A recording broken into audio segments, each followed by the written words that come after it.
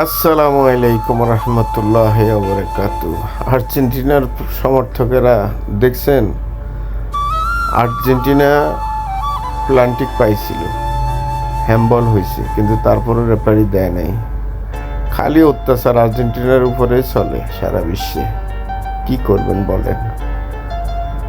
Copa America যদি এই এটা পেয়ে যেত, হ্যাম্বলটা পেয়ে যেত, হয়তো আর্জেন্টিনার এত কষ্ট করতে হতো না জেতার জন্য।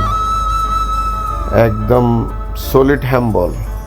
ভিডিওটা ভালো করে দেখেন, দেখলেই বুঝতে পারবেন, বুঝছেন?